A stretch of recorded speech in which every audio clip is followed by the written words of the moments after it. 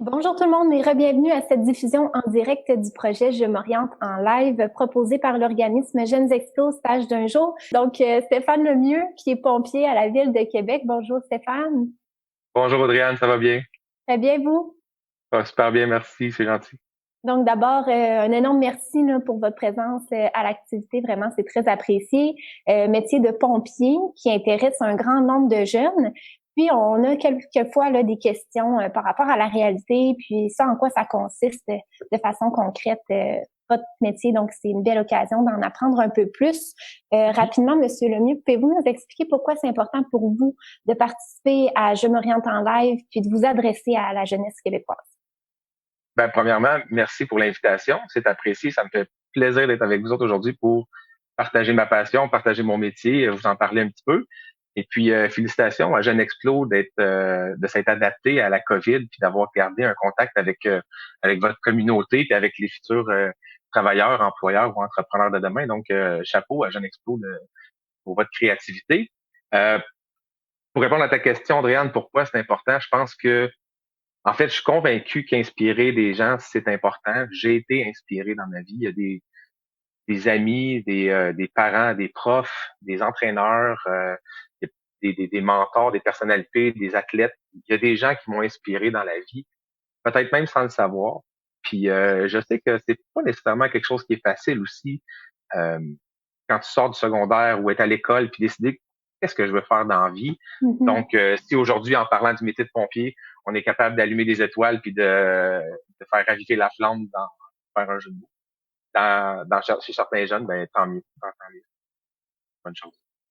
Vraiment, ben merci encore pour votre présence. Maintenant, est-ce que vous pouvez nous parler un peu plus de votre environnement de travail? Où est-ce que vous travaillez? Où est la caserne plus précisément? Et en fait, pour commencer du début, moi, ça fait 20 ans que je suis pompier. Donc, j'ai commencé dans une petite municipalité, donc un service à temps partiel sur la rive sud de Montréal, à Varennes, en 1997. J'étais là pendant quelques années. Après ça, je suis déménagé à Québec, donc j'ai poursuivi mes cours ici pour pouvoir être pompier professionnel, donc pour pouvoir en faire un métier à temps plein. Suite à ça, j'ai été embauché sur la base militaire de Valcartier, donc ils ont des pompiers civils ici à Valcartier. Donc j'ai été embauché là en 2001. J'ai fait quelques années, puis en 2005, j'ai fait un concours, puis j'ai été embauché comme pompier à la ville de Québec. Donc depuis 2005, je suis pompier à Québec et depuis les 2 dernières années, j'agis à titre de lieutenant d'opération pour le service d'incendie de la ville de Québec. Et puis présentement, je me suis déplacé beaucoup. Donc, on a cette option-là comme pompier d'être capable de changer d'environnement de travail, d'appliquer dans différentes casernes.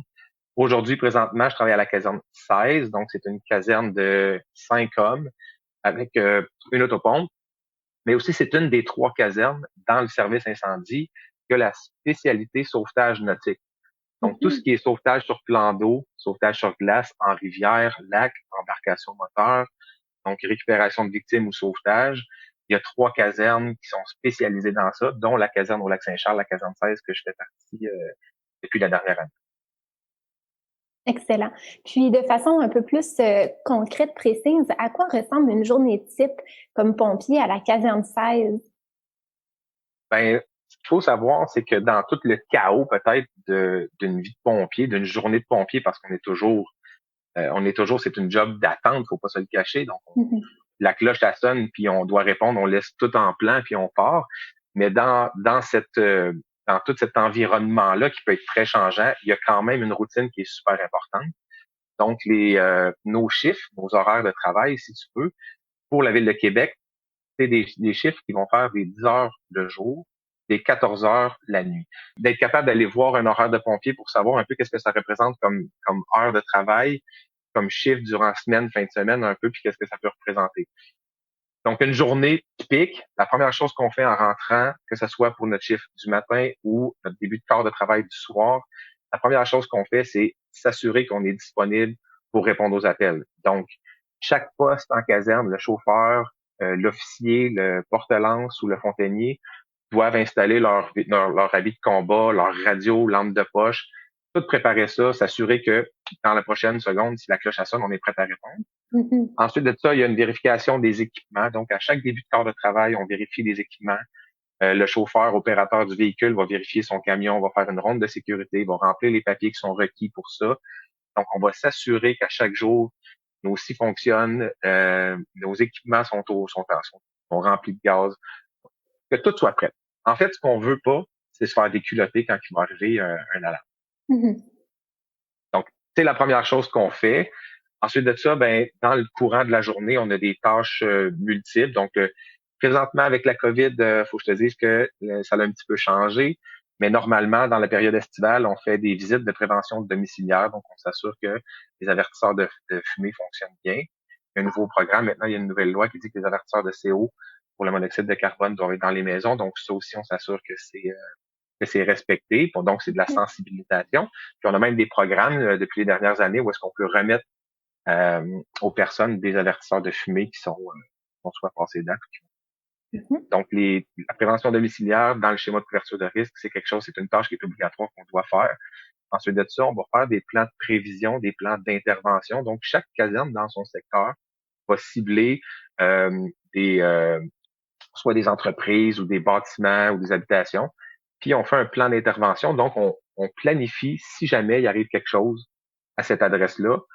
Est-ce qu'il y a des matières dangereuses? Il y a combien d'occupants? Le nom du responsable? Est-ce qu'on a ses coordonnées? Le panneau d'alarme est où? Le système de gicleur est où? Les bonnes fontaines les plus proches sont où? Pour que quand ça arrive, ça soit le plus optimal possible, puis qu'on puisse faire ça dans des délais qui sont rapides et sécuritaires. Donc ça, c'est une autre facette qu'on fait. Sinon, ben c'est certain qu'il y a tout le volet de le maintien de la condition physique. On peut s'entraîner dans les casernes. On a des facilités, on a des locales avec des équipements que les pompiers fournissent. Donc, la ville aussi a contribué dans les dernières années à encourager avec un programme le maintien de la condition physique. Parce que la CSST, on encourage ça, c'est important, la santé physique chez les pompiers. Mhm. Donc, c'est valorisé aussi autant par le syndicat que par notre employeur. Donc, valorise beaucoup le maintien de la bonne condition physique. Puis c'est ça. Donc, le reste, c'est de rester prête. On a des entraînements, on a de la formation, beaucoup de maintien de compétences. Donc, les journées passent quand même très vite dans une caserne. C'est intéressant d'en apprendre plus justement sur les différentes tâches parce que souvent quand on pense à pompiers, on pense à rester alerte puis attendre la sonnette d'urgence finalement. Mais là, on réalise qu'il y a beaucoup l'aspect prévention auprès de la population qui est super important. Puis aussi la condition physique, vous avez des tests, vous avez des entraînements aussi. Donc, je réalise que tout ça, ben, ça meuble bien une journée de travail. Oui, puis que vous faites, Jeune Explo, on a des jeunes qui viennent nous voir en caserne.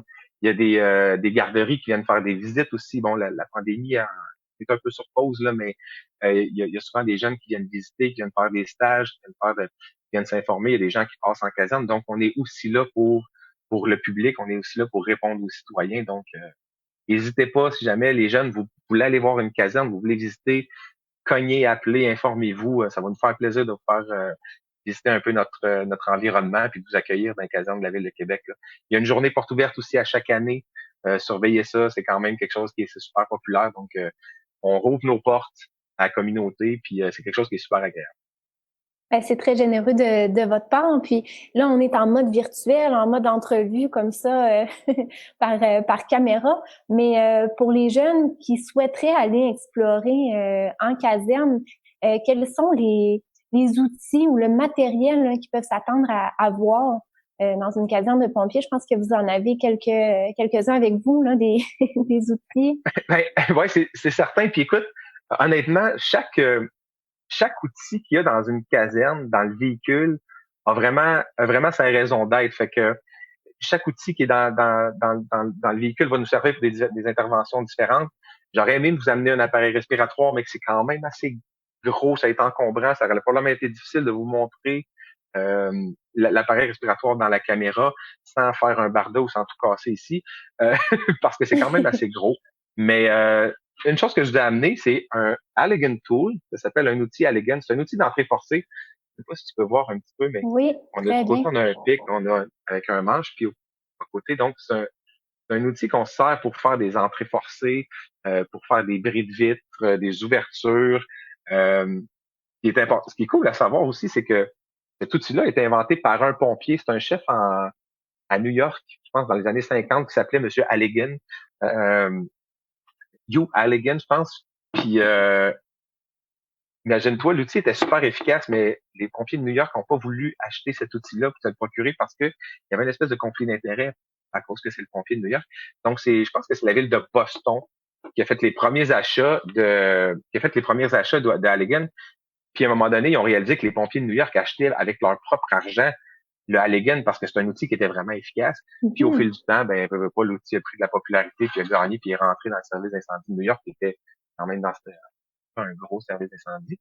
Donc, cet outil-là, on s'en sert pour, c'est vraiment multiple. Là. On peut s'en servir pour briser, lever, autant dans pour les lieux d'un accident d'auto, pour faire de la ventilation. Mais sa grosse force, c'est vraiment la multiplicité des tâches, des tâches qu'on peut faire avec cet outil-là. Puis il y a une autre chose que je vous ai apporté, à défaut d'apporter l'appareil respiratoire, j'ai apporté une partie faciale.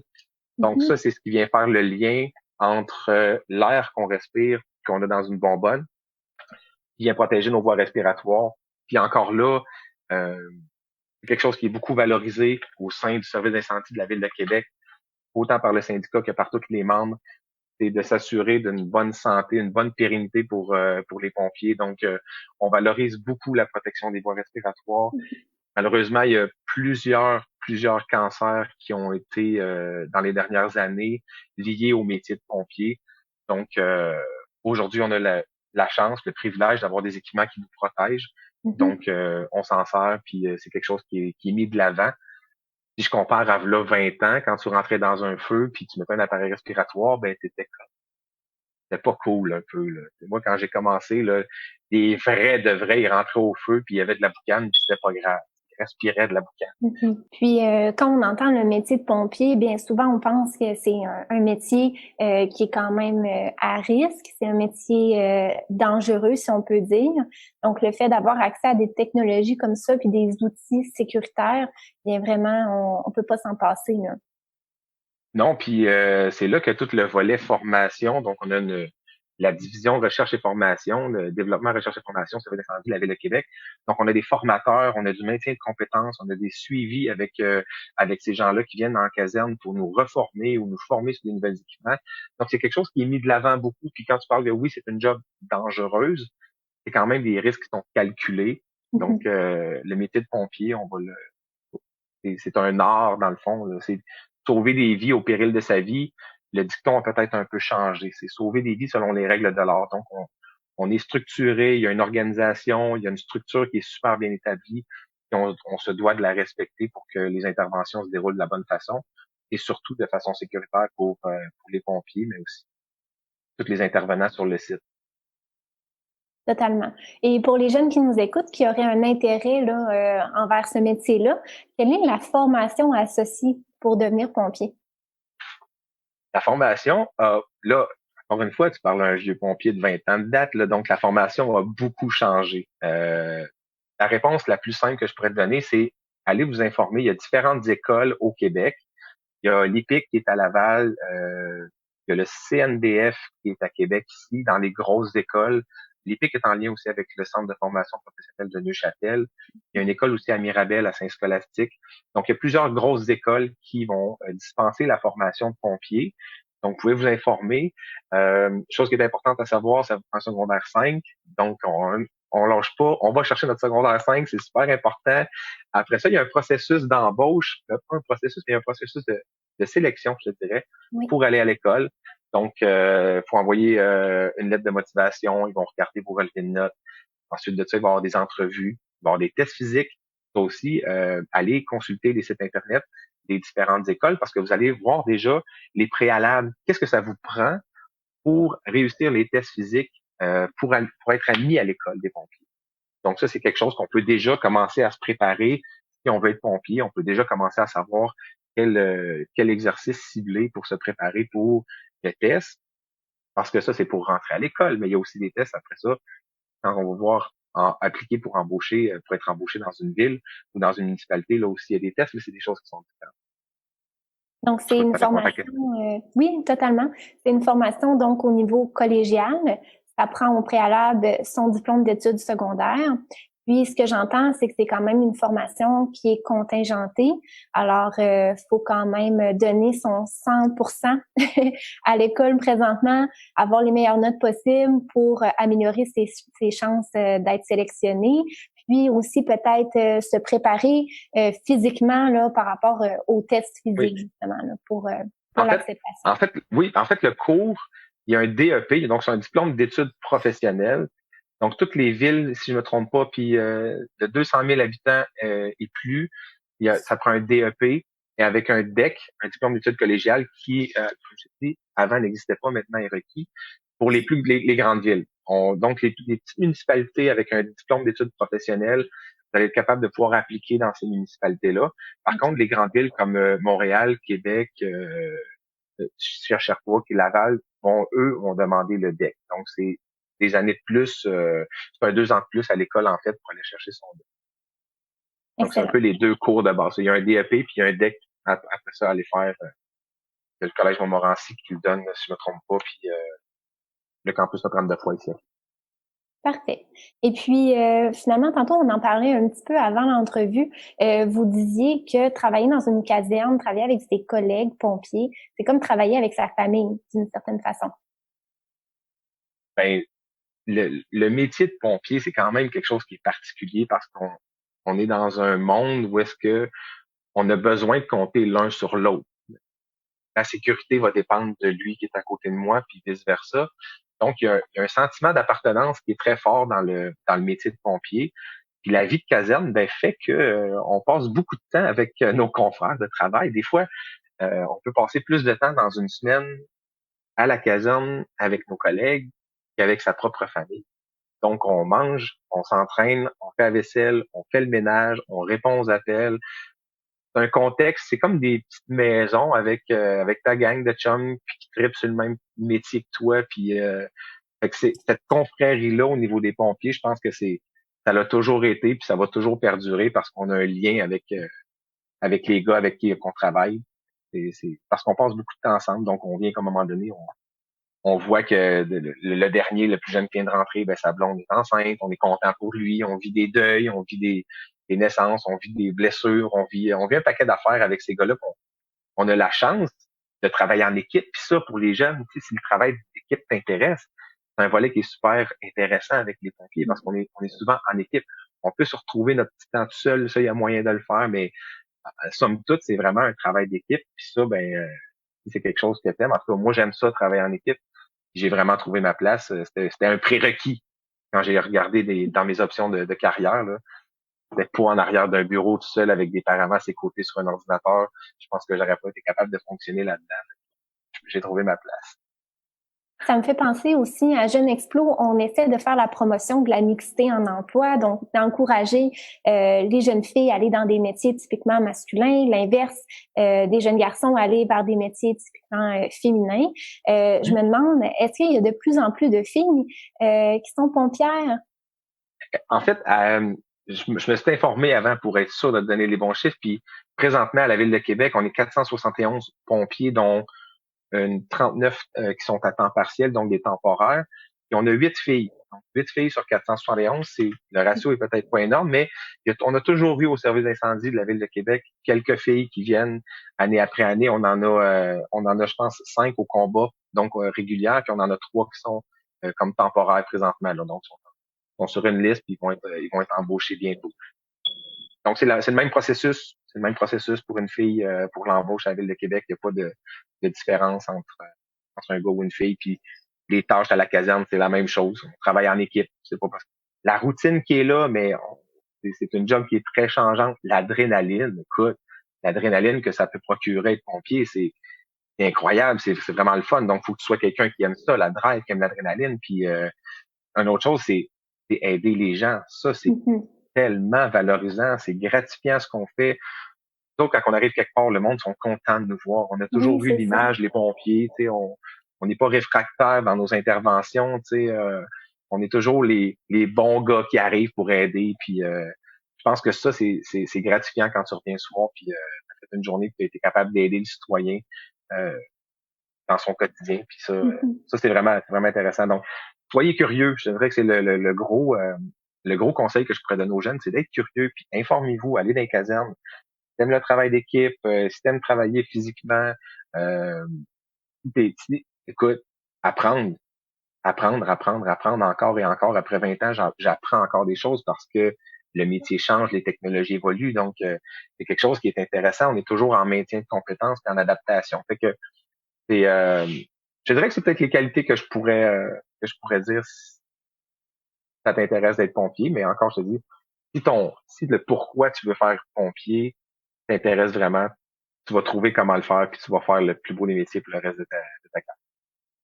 Ça, je pense que ça n'a pas de prix. Il y a quelqu'un qui m'avait dit ça à un moment donné, fais de ta passion ton gagne-pain, puis je pense qu'après 20 ans, je peux te confirmer que c'est ce que je fais pour rappeler.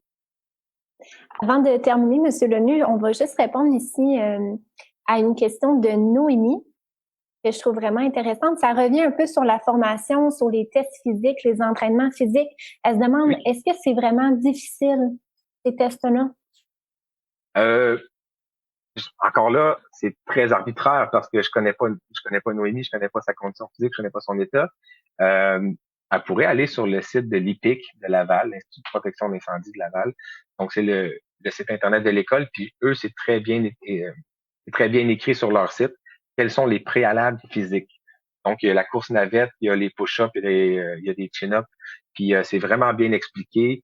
Le poids requis, le nombre de répétitions requises, le nombre de kilomètres avec le nombre de minutes que tu dois courir. Mm-hmm. Donc, pour Noémie, je t'invite à aller voir sur le site. C'est très, très, très bien écrit. Puis après ça, tu pars, puis tu vas essayer les tests, tu fais des essais chez vous. Puis après ça, tu es capable de savoir qu'est-ce que tu as à travailler, puis sur quoi tu vas être obligé de miser dans les prochains jours, prochaines semaines, ou peut-être même dans la prochaine année, en vue de te préparer pour arriver à tes examens, puis être prête, puis réussir ça haut la main. Ouais. Donc, il y a autant peut-être une partie qui est cardio, peut-être une partie aussi qui est plus endurance, force. Donc, c'est à toi, Noémie, d'aller voir sur le site puis de t'informer là, sur les critères, c'est bien indiqué, puis de te préparer là, pour ton entrée à la formation. Ben oui, puis Noémie, gêne-toi pas si tu es de la région de Québec ou ailleurs. J'ai jamais vu personne se faire refuser dans l'entrée dans une caserne. Si on a du temps, si on a de la disponibilité, ça va nous faire plaisir de t'ouvrir nos portes, puis de partager avec toi, puis de te donner des conseils. Même, il y a des filles qui travaillent comme pompières. On peut te mettre en contact avec ces filles-là, puis ils pourront t'expliquer un peu leur parcours, comment est-ce qu'ils ont vécu ça, est-ce qu'ils ont trouvé ça difficile, qu'est-ce qu'ils ont fait, est-ce que donc si ça peut t'aider, puis ça peut t'orienter encore plus, n'hésite pas, puis on peut rentrer en contact avec Audrey-Anne, puis on prend tes coordonnées, puis on peut te mettre en contact avec ces filles-là si ça peut te motiver encore plus.